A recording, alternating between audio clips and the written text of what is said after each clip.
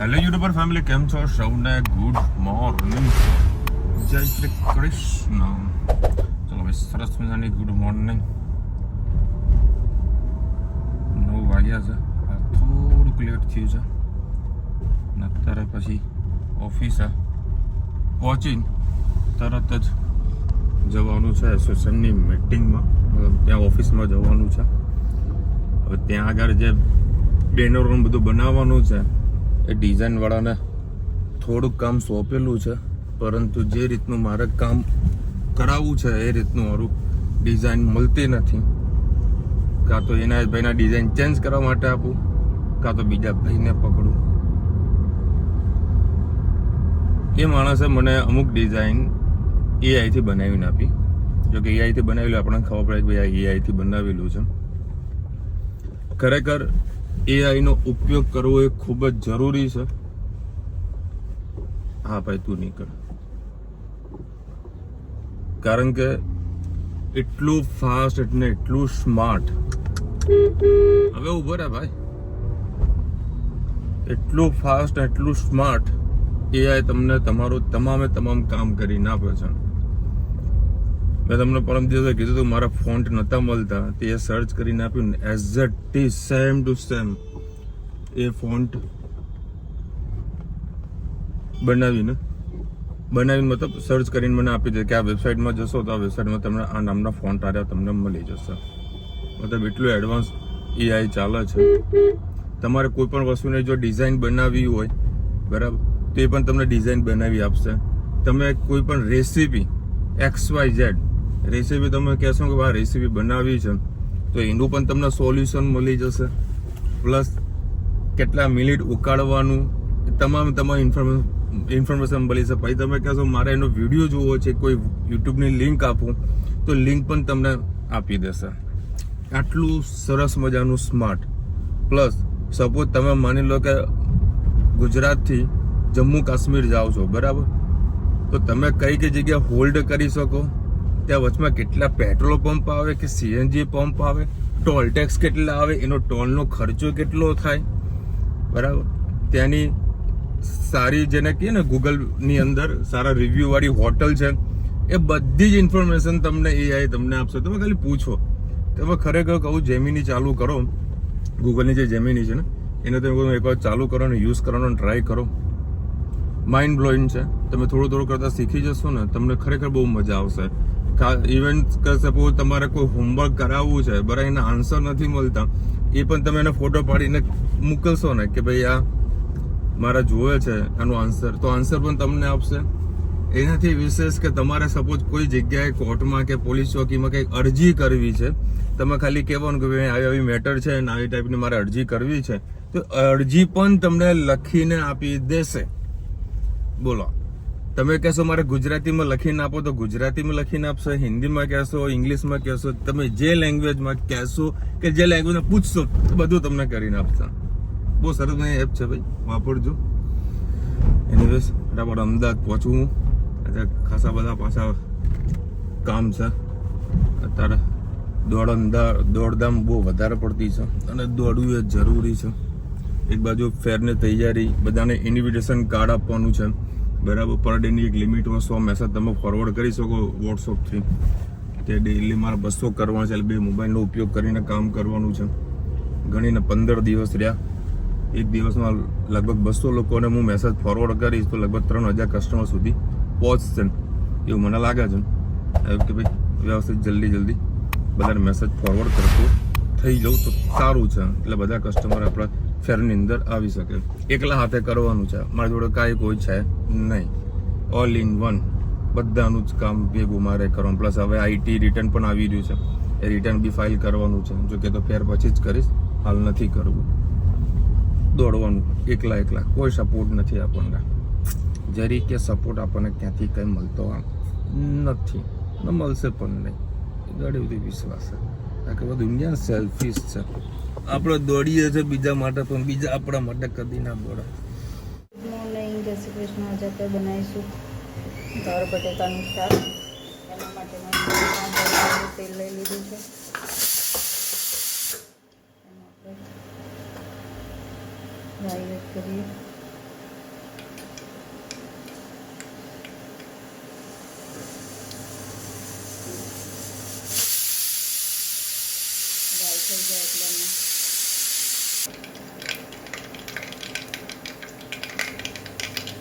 જીરું,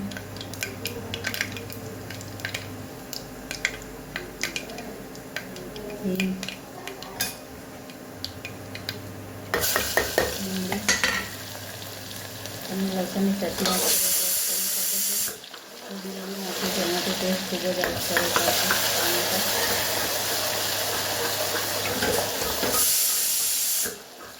સરસ મિક્સ કરી લઈએ.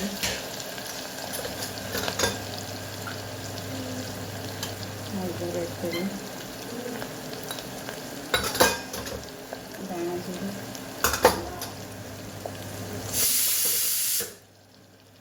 તીખું મરચું,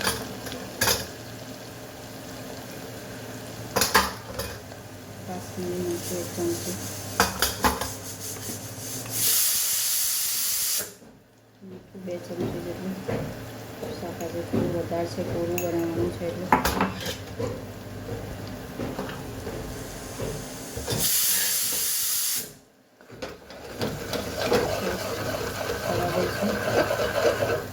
એમાં પાણી એડ કરીએ.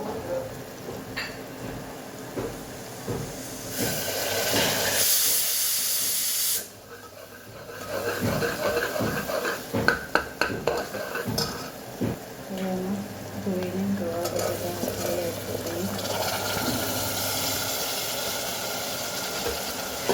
સરસ મિક્સ કરી લઈએ.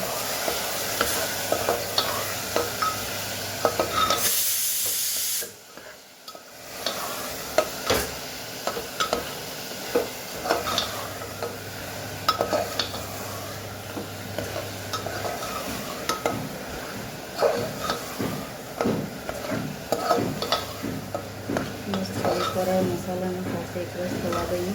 પછી 2 ચમચા જેટલું પાણી એડ કરીશું. અંદર સેજ પાણી એડ કરી દઈએ.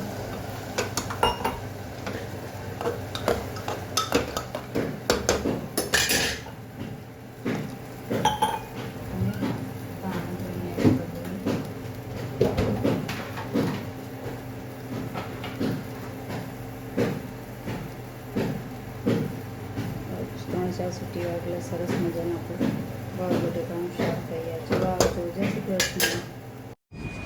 તો હવે આ ફેક્ટરીની અંદર ડિઝાઇન બધું રેડી કરાવી રહ્યા છે.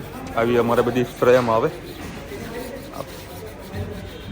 આ આખું ઘસે છે, કારણ કે કંઈક વપરાયેલી હોય તો એમાંથી શું છે કે ડસ્ટને બધું ચોંટી ગયું હોય તો ઉખાડે છે. અને આ બધામાં આખું સેલો ટેપ લગાવશે. આખો પર્સનલી રેટ છે. હવે કલાકથી અહીંયા કરતું પહેલી તૈયારી એકદમ થતી નથી, બહુ ટાઈમ લાગે છે. અને પાછળ પડીને કામ કરાવીએ ત્યારે મેળ પડે. આવા દિવસો મારે 3 થી 4 ખાતામાં કરવું પડે ત્યારે મારે મેળ પડે. ખાલી કલર ચાર્ટ જુઓ મારો. આ બધા કલર ચાર્ટ છે, એકદમ ફ્લોરોસન્ટ કલર જે અત્યારે સારી એવી ડિમાન્ડ છે. એ રહ્યા બધા ચાર્ટ છે. પ્લસ આ ડેનિમના ટુકડા લાવેલો છું, એ કટિંગ કરીને આમાં એના માટે પ્રિન્ટ થશે. અને કંઈક અલગ બનાવવાનું આપણે ટ્રાય કરી રહ્યા છીએ કે જેથી કરીને આપણો માલ હટકે ચાલે અને કસ્ટમરના જોડે પણ સારો એવો માલ વેચાઈ જાય. કારણ કે આ વખતે આપણે એક જ વસ્તુ નક્કી કરી છે, માલ બનાવવામાં મહેનત કરવાની છે. ખાલી માલ બનાવવા મહેનત, બસ બીજું કાંઈ જ આપણે વધારે ઈચ્છા નહીં રાખતા. કારણ કે મહેનત કરેલું હશે ને ત્યારનું ફળ આપણને મળશે, ચાહે ગરમી હોય કે ગમે તે હોય. તમે નહીં માનો, અત્યારે મારા બેગમાં પેલી બાજુ ઓફિસમાં મૂકીને આવ્યો છું. એ બેગની અંદર રેઇનકોટ જોડે લઈને આવું છું. તો કદાચ વરસાદ પડે તો આપણું કામ ના ઊભું રહે, આપણે ના ઊભા રહીએ, આપણે નીકળી જઈએ. એટલે રેઇનકોટ પણ જોડે સગવડ રાખેલું છે. એટલે ફૂલ પ્રિપરેશનમાં. એ बाद में दाग नहीं पड़ेगा ना उसका? नहीं, कंप्लीट आएगा. उसमें पब करेंगे कि वॉश होगा, हार्ड वॉश होगा? नहीं, वॉश तो नॉर्मली होगा. तो पब करते हैं, अपना अच्छा मिलेगा रिजल्ट. हाँ, हार्ड वॉश होगा तो पब मिलेगा. वो तो वॉशिंग वाले का कुछ ठिकाना नहीं भाई. एक काम करो, विदाउट कॉफ़ी कर दो, पब मत लगाना, पब मत करना. पर थोड़ा कलर गाढ़ा रखना ऑफ वाइट के अंदर. हाँ, तो क्या कलर निकल के आना चाहिए. हाँ, આ બધી વસ્તુ એક એક પોઈન્ટ યાદ રાખવું પડે, નકર લોચા વાગી જાય. શ્રી કૃષ્ણ. આજે આપણે બનાવીશું ગલકાનું શાક. એના માટે આપણે તેલ એડ કરી દઈએ અને ડાયરેક્ટ ગલકા એડ કરી દઈશું. તમે લસણ ભાવતું હોય નાખી શકો છો, ટામેટાં પણ ભાવતા હોય નાખી શકો છો. હળદર, મીઠું સરસ મિક્સ કરી દઈએ અને તેલ પર થવા દઈએ.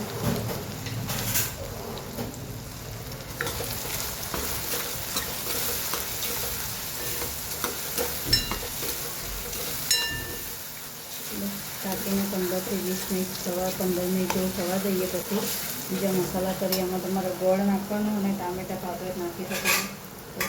ગલકાના શાકમાં લસણ ભાવે નાખી શકો છો. બસ ઢાંકીને થવા દઈએ.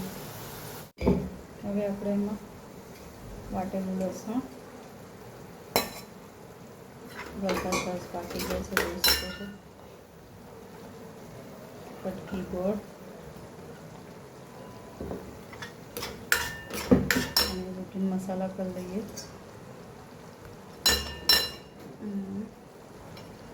ધાણા જીરું, લાલ મરચું, સેજ તીખું મરચું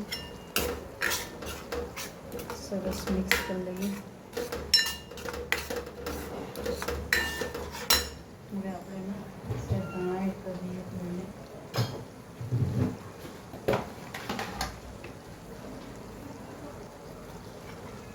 પછી પાણી નાખીને સેવ નાખી દઈશું ઝીણી. સરસ મજાનું આપણું ગલકાનું શાક તૈયાર થઈ જશે. ગલકા અને સેવનું. તો હવે આપણે પાણી એડ કરી દઈએ. ઉપર આપણે ઝીણી સેવ એડ કરી દઈશું.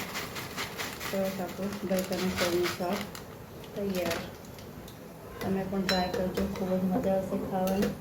ચલો આવજો. જય શ્રી કૃષ્ણ. ચલો 9:30 વાગ્યા છે.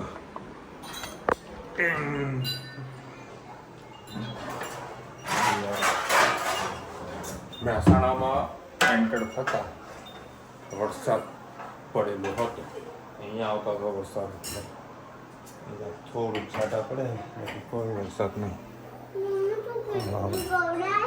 ગલકા સેવનું શાક અને ભાખરી જોડે છે ને ચેવડો કહીશ મળ્યું. એ તો ભાઈ હે તમારો હોમવર્ક કરવા બેઠો છે. હા, પહેલા નંબરે પાસ થવાનું ને આપણે. હે ને? બોલ. કેમ તું ખીચડી ખાય? કોઈને એક વસ્તુ તો ખોવાય નથી. હે દોનો એ બીજા ભાઈની. અહીંયાથી લખવાનું ચાલુ કર ને ભાઈ. બોલો. આ ઊંધું લખે, આમથી આમ લખે. અહીંથી આમ લખાય કે આમથી આમ લખાય? લખે તને જેમ ફાવે. પેન તો પેન્સિલ હટકી પકડ આમ અને આમ જવા દે.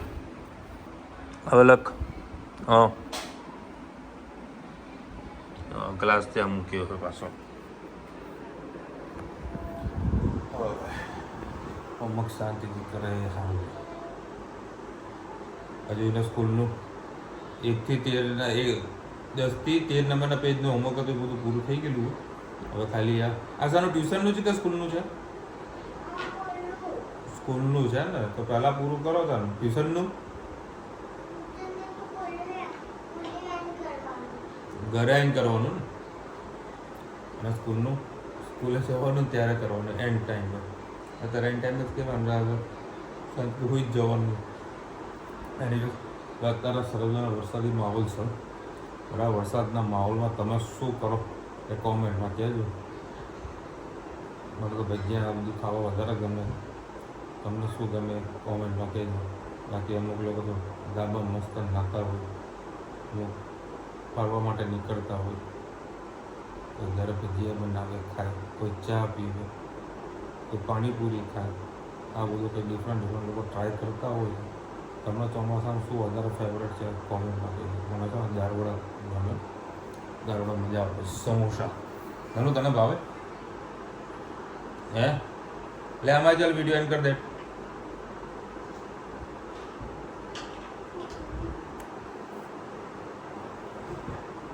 બોલો બોલ ચલો મળીશું નવા વિડીયો સાથે નવા મોજ મસ્તી સાથે ત્યાં સુધી અમને આપણો જય હિન્દ ભારત માતા કી જય વિડીયો ગમે તો ફટાફટ લાઈક કરો શેર કરો સબસ્ક્રાઇબ કરવાનું ભૂલતા નહીં ને રાધે રાધે તને શું ગમે વરસાદમાં તને શું ગમે આના જમીનમાં વરસાદમાં વરસાદ ગમે ને સારું છે